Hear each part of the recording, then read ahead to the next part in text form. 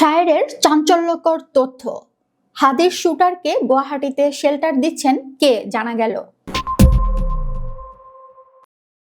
ইনকিলাব মঞ্চের মুখপাত্র ও ঢাকা ৮ আসনের স্বতন্ত্র প্রার্থী শরীফ ওসমান হাদিকে হত্যার উদ্দেশ্যে গুলি করার ঘটনার সঙ্গে জড়িত শুটার সাবেক ছাত্রলীগ নেতা ফয়সাল করিম মাসুদ ওরফে দাউদ খান ও তার সহযোগী বাইক চালক আলমগীর হোসেন বর্তমানে আসামের গুয়াহাটিতে অবস্থান করছেন বলে দাবি করেছেন আল জাজিরার সাংবাদিক। সেই ফয়সালকে নিয়ে এবার তিনি দিয়েছেন নতুন তথ্য। শায়ের এক ফেসবুক পোস্টে ফয়সালের ফোন নাম্বার পাওয়া গেছে বলে জানান। তার আগে সেই ফয়সাল হালুয়াঘাট সীমান্ত দিয়ে ভারতে পাড়ি জমায়। এখন তার অবস্থান ভারতের গুয়াহাটিতে। সেখানে যাওয়ার পর তাকে ভারতে পালাতে সাহায্য করা জাহাঙ্গীর কবির নানকের পিএস মাসুদুর রহমান বিপ্লব তাকে একটি সিম কিনে দেয়।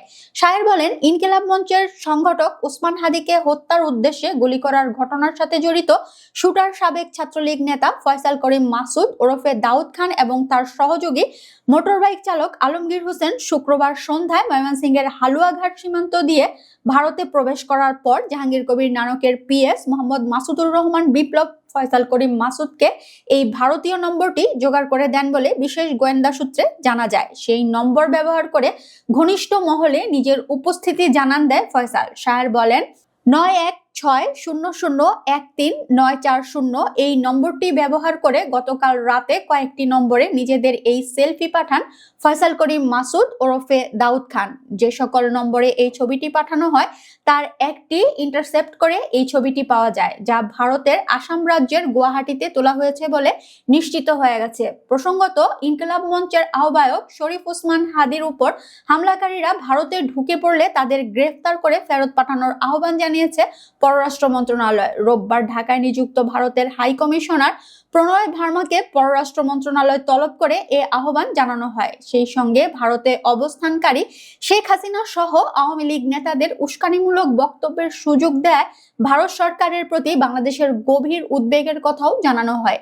এসব অভিযোগ দ্ব্যর্থহীন ভাষায় প্রত্যাখ্যান করেছেন নয়াদিল্লি। ভারতের পররাষ্ট্র মন্ত্রণালয় এক বিবৃতিতে বলেছে, ভারতের ভূখণ্ড কখনো বাংলাদেশের স্বার্থ বিরোধী কাজে ব্যবহার করতে দেওয়া হয় না। পররাষ্ট্র মন্ত্রণালয়ে ভারতীয় হাই কমিশনারকে তলব করে বলা হয়, বাংলাদেশে আসন্ন সংসদ নির্বাচন বানচালের উদ্দেশ্যে পলাতক শেখ হাসিনা ভারতে বসে তার সমর্থকদের উস্কানিমূলক ও সন্ত্রাসী কর্মকাণ্ডে জড়াতে আহ্বান জানিয়ে বক্তব্য দিচ্ছেন। তাকে এ ধরনের উস্কানিমূলক বক্তব্যের সুযোগ দেয় ভারত সরকারের প্রতি বাংলাদেশ সরকারের গভীর উদ্বেগের কথা জানানো হয়।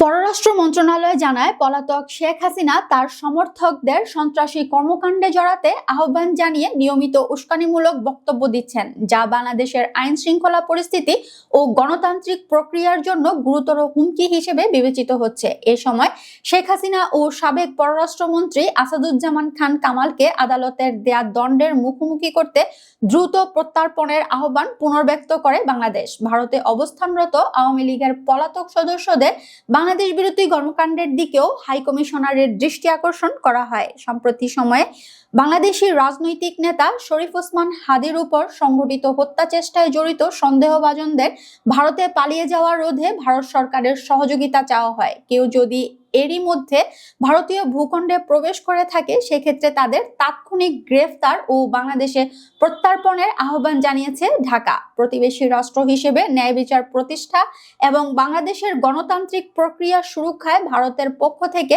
দায়িত্বশীল ভূমিকা প্রত্যাশিত বলেও জানিয়েছে ঢাকা।